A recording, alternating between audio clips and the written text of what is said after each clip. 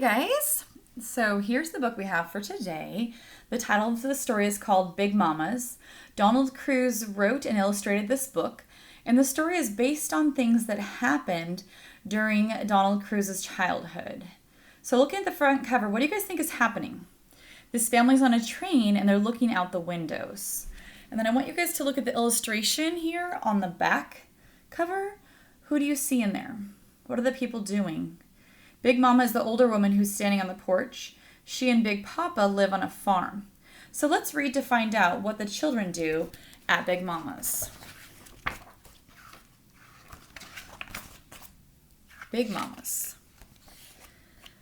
Did you see her? Did you see Big Mama? We called our grandma Big Mama. Not that she was big, but she was Mama's mama. Every summer we went to see her. Mama, my sisters, my brother, and me. Daddy had to work. He'd come later. It took 3 days and 2 nights on the train. Now we were nearly there. Cottondale, Cottondale, next station stop Cottondale, yelled the conductor to the nearly empty train.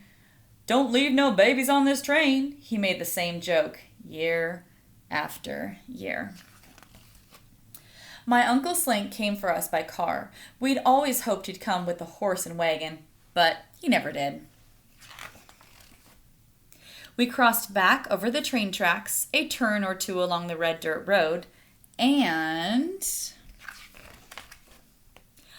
onto the lane in front of Big Mama's house. Big Mama and Big Papa were waiting for us on the porch. There were hugs and kisses and, "Oh my, how you've grown," and "How tall you are. Is this you?" Then off with our shoes and socks. We wouldn't need them much in the next few weeks. Now to see that nothing had changed. In the hall, the sewing machine that you had to pedal like a bicycle, the big clock over the fireplace, the wind-up record player, the kerosene lamps, and the Sears Roebuck's catalogs. Our room, my brother's and mine and Uncle Slink's. Across the hall, the room where my sisters and Mama slept. Next to it, Big Mama and Big Papa's room. Then to the back porch.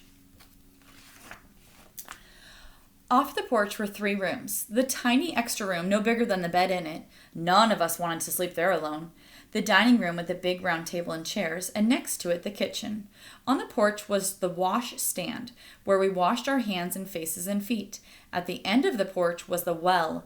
Don't fall in, we were told every year. No one ever did. We stood on tiptoe to watch the bucket go down and fill with water so we could have a drink from the dipper that hung nearby. Everything was just the same. In the backyard was the chicken coop where Sunday dinner's chicken spent its last days.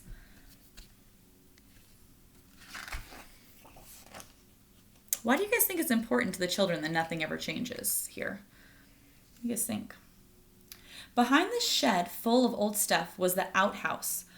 Okay now, but scary at dark. Oh, back here. We stopped for a drink at the pump. We ran past the pear tree where the turkeys roosted at night. So, what is an outhouse, you guys? What do you guys think that is? Some people still have outhouses.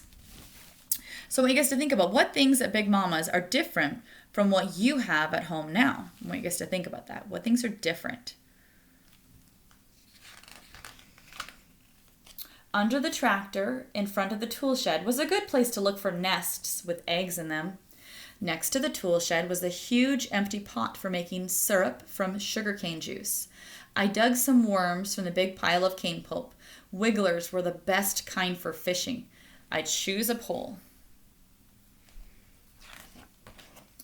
The barn was another place to look for eggs.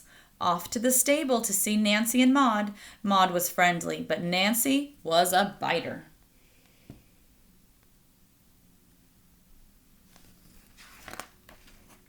Down the path, past the cow pen and the big pig pen, and to the pond.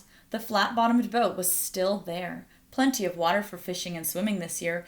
Everything was just as it should be. "A fish! A fish! I got one! I got one!" I yelled. "Woo! Woo!" The train whistle.